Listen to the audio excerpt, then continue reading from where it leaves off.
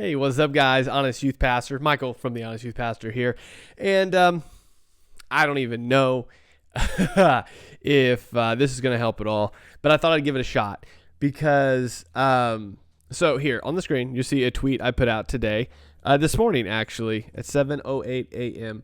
I had an epiphany, I suppose you would call it, as I was working. And I put it out there because I thought, whatever. I put out my thoughts to the internet a lot. And for some reason, this one, as you can see, it caught fire. Like, I don't know what you guys are used to happening on Twitter, but 1,000 likes, 51 quoted tweets, and 143 retweets. That's not something that happens ever to me. So I was a little surprised. And what I found interesting is that literally all day, I've gotten messages, two types of messages, hundreds of DMs. But I found this very interesting because all of the DMs that have come in have been one of two kinds. One has been in total agreement and they understand what I'm saying here. And the second has been almost like they think I'm saying the opposite of what I'm actually saying here, and they're totally confused why I would say it. Now, I, for the life of me, can't understand how one statement here can be seen in two totally opposite ways by an enormously large group of people. So we're gonna talk now. I say that, and to say this as well. Like, I get how, on the off chance that the last, like the statement in question there at the end wasn't there, that you would think that I was comparing, like, for example, the craziness of exploiting children to the fornication found in The Bachelor. I can kind of get that, but I deliberately added the last thing there to hopefully clarify that. Now, obviously, for everyone that didn't clarify, but I want to walk you through this. Because as I've talked with people in the DMs, I've found that a little clarification apparently goes a long way, and they understand, they get it, most of them, not everybody. But I also think, before we get into this, some of the quote-unquote outrage here is simply because I'm poking the idol that is known as The Bachelor for some people. That's not all of it, but that's part of it. So anyway, let's walk through this real quick. So I stated Christians want to go crazy over cuties on Netflix, but the same people will tune in for the blatant fornication on The Bachelor. If we can't be consistent in our convictions, why do we then expect culture to listen to the church? Now, I want to address the biggest things that I've seen come in that they're like, what are you saying? I am not comparing the exploitation of children as we see in the movie Cuties, to what continually is stated as two consensual adults having sex. That is not the comparison here, which is why I ask for consistency in our convictions. The idea here is that Christians, we should at least, as we see in the Bible, hold to the fact that obviously the exploitation of children is wrong. I was under the impression that everybody understood that. Obviously there are some outliers there, but in general, even culture understands that still. So that was the idea.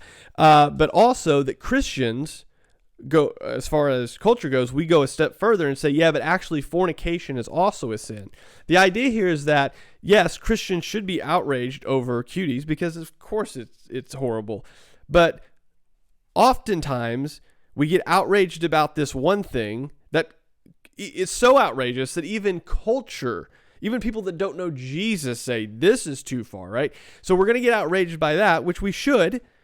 But then we're like, yeah, but I can watch this movie that has adultery or fornication or just like blatant sin, like just debauchery and drunkenness and like everything that goes along with a sinful lifestyle. For some reason, we think that we could outrage on cuties, which we should, but then we can come into our houses and turn on the television. It won't be Netflix because all the Christians have canceled Netflix. And I agree with that decision, in case anybody wonders. I'm not making fun of you. I'm just saying that, like, we're not going to watch Netflix because we canceled that, but we're going to turn on some other TV show where there's glorification of drugs or sex or adultery or fornication or drunkenness or all sorts of debauchery that we see in the Bible that's wrong. And Christians are called to a higher standard of what we put inside of in front of our eyes and into our heads. But we're going to get really mad at cuties, as we should. But then we're going to turn on a television show. I mean, just to go consistently with my example here, we're going to turn on The Bachelor, in which one guy literally is encouraged to sleep with all of these women. And we're going to say that's okay. Like, we're outraging about cuties, which is right and is we should do. But then we watch a show, if we're going to go with my example here, in which a man literally makes out with, has sex with, pursues multiple women at the same time. Okay. So if we're going to do that, like, that's the premise here. Now, again, not every Christian does this, okay? Not everybody does this, but I guarantee you there's some place in your life where you are inconsistent in your testimony. Here's the point. I'm not saying that I'm any better than you.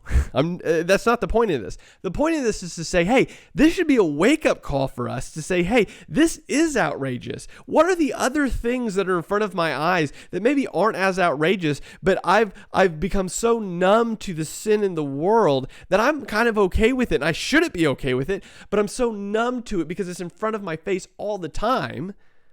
Maybe this should be a wake-up call for us and say, yeah, this is horrible. What are the other things that God clearly says are wrong that we also then put in front of our faces even though we shouldn't? I mean, 60 years ago, blatant fornication was looked at horribly too. But cultural morality has moved along at such a pace that now that's not a big deal. And for some reason, Christians latch on to cultural morality sometimes and go, yeah, but it's not that bad. Okay. 60 years ago, it was really bad. 80 years ago, it was really bad. Like, it was looked down upon. Why? Because the Bible says that you ought not do these things. But now, it's 2020 and we're modern day Christians and we just kind of don't talk about fornication. So here's my point, right? All of that contained in that first sentence, because your character limited on Twitter, by the way. And then I end with this question then. So if we can't be consistent in our convictions, meaning if we're going to outrage about cutie, which we should, but yet we put things in front of our eyes which are blatantly against God's word, such as fornication, if we can't be consistent on those convictions, why do we as Christians then expect culture to listen to us whenever we say something's wrong? So right now, everybody's like, cuties, take it down. I totally agree with you 100%. It's horrible. Why would anyone disagree with that, right?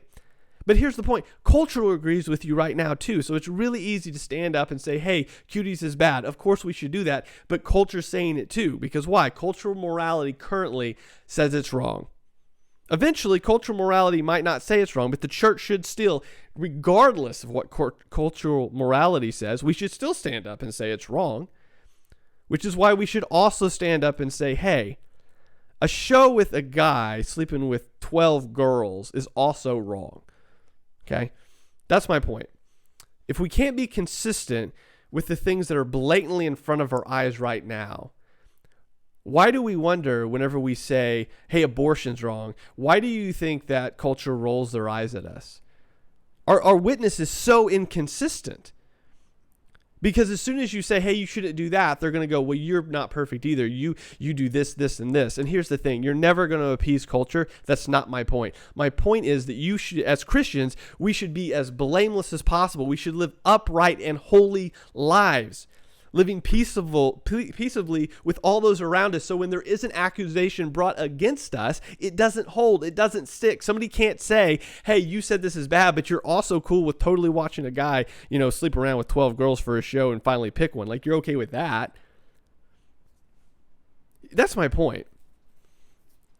Now, again, I can't see how you could get anything out of that other than that. Because it's not a, hey, which sin is worse here? That's not the game we're playing with this tweet. Okay? The statement being made is, there are things in front of your eyes all the time that are sin, that are repugnant, that are evil, that God will bring his wrath for. One of those things is pedophilia. One of those things is the exploitation of children. One of those things, hey, by the way, is blatant fornication. But we don't want to talk about that because culture doesn't agree with us on that. Right? I mean, when was the last time you legitimately brought up in a conversation, hey, you probably shouldn't be sleeping around with your boyfriend and girlfriend because it's a sin? I'll wait. When's the last time you said that? But I guarantee you said in the last week, hey, cuties should be taken down. Hey, you're right in saying that cuties should be taken down, that it's evil, that it's repugnant, that it's repulsive. I mean, it's repulsive. Like, you're not wrong in saying that. I agree with you. But why do we not also see all of the other sins in front of us? That doesn't mean we say, oh, this is all evil's all around us, we should just give up. It's just saying that, hey, I should recognize not just one of the horrible things in front of me, but all of the horrible things in front of me, and ask God to open my eyes even more to the things around me so that through me and my changed life in who he is and what he's done, I might be a light to the world to bring more into the kingdom because through what I can say, through the way that I live, not by my own power, but by his power. So that when you sit down and somebody goes, hey, why don't you watch that show? It's a really good show. You can say, well, I'm a Christian. And as a Christian, I don't think that, it's right for people to be sleeping together before they're married. We see in the Bible that when a man and a woman come together, it's a covenant. It's between the two of them. That covenant is a representation of like how God makes a covenant with us, and that covenant should be honored, and that covenant should be kept, and it's holy, and it's something to be held together. And yeah, you might be looked at like you're crazy, but you've at least answered the question. They know that you're a Christian, and the way that you live also demonstrates that. So if they have a question about Jesus, if they have a hard time in their life, if there is something going on, guess what? They know that you're different. That what you say and what you do are consistent. So just in case, because I'm telling you what, guys, it's just frustrating. But just in case you somehow got out of this tweet that I'm belittling pedophilia, or that I'm trying to play the which sin is worse game, or that I'm making an argument here that, hey, two people, consensual adults sleeping together is just as equal as pedophilia. That's not what I'm saying. What I'm saying is that if we're going to call that out rightly and, go off and go crazy over it, we shouldn't then go back into our homes, flip on the television, and watch shows that promote and just promulgate sin that the Bible clearly says is sin. Look, yeah, you of course, cuties is really bad because those children are going to be exploited. It's going to open doors for a lot of horrible things. Yeah, it's bad. But when you sit down on the couch and you turn on the television, your kids are sitting right there, and a show like The Bachelor is on, and it is clearly known that this dude is sleeping with all of these women, do you not think that's affecting your kid sitting right there? Look, even if they got their head in an iPad, like playing a game, like they hear things, they pick things up. Do you not think when you turn on a television show and there is a LGBTQ couple on the screen, and it's celebrated and it's encouraged, that your kid sitting there doesn't think it's inconsistent when you watch that show every single week, can't miss an episode, and then you go to church and they hear read from the Bible that, that homosexuality is a sin? You don't think that's inconsistent in their ears? This is my point. Yes, please rage on about cuties. I am here for it. I totally agree with you. But don't then go home and sit in front of your couch and watch trash on your television and think that it's okay because the storyline's real good. And it's inconsistent. And it's hurting your witness. And when you go to work and talk to all your work friends about this show that you're all watching together that just promotes sin, do you think they think that you live any differently than they do? Do you think that you provide anything of hope from this religion that you have, this Jesus that you may or may not talk about? When you're sitting there and dishing out the same gossip or regurgitated thing you see on the television that they saw too? Christians are called to be holy people, set apart people. It means we live differently, we look differently, we do things in a different manner than the world. That's the point of this tweet. If you can't see that, I can't help you. But this will be the last thing I say about it. But I feel like I needed to clear it up a little bit because I've literally been in my DMs all day having this same conversation. So hopefully this will just be a blanket statement. I know it's about 20-minute long video here, but hopefully this clears it up. I never thought I'd have to make a video about a tweet, but here we are. So here's my encouragement, Christians. Live in such a way that your testimony is consistent with what you've said. So when we as Christians say, hey, I'm canceling Netflix because it supports a movie called Cuties, which just is blatant pedophilia propaganda, I cannot then turn to my friend that's sitting at the table and say, hey, did you see that spicy episode of The Bachelorette last night? Oh, man, that drama. Come on, guys. I can't sit there and talk gossip about something or someone or rag on somebody or smack talk somebody, right? And have a consistent witness after I just bashed Cuties, rightfully, and then think that I can then just pivot and start talking about things that the world thinks is acceptable, but God says isn't. And if you don't like that, if you don't like my take on it, I guess you can unfollow, you can rage comment, you can do whatever you want.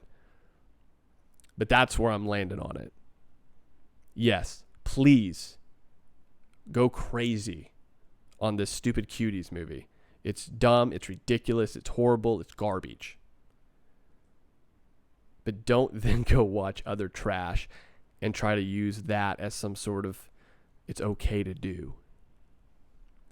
If you're a Christian, you are a called out individual. You're supposed to live a holy life, not by your own power, but by the power of the Holy Spirit indwelled in you, slowly sanctifying you to become more like Jesus. So that when you see trash on the screen, you go, you know something? The storyline's good, but it's promoting things that God abhors. He hates it, and I'm not going to participate in it. Oh, well, I feel better. Hopefully that clears some things up. I'll talk to you guys later.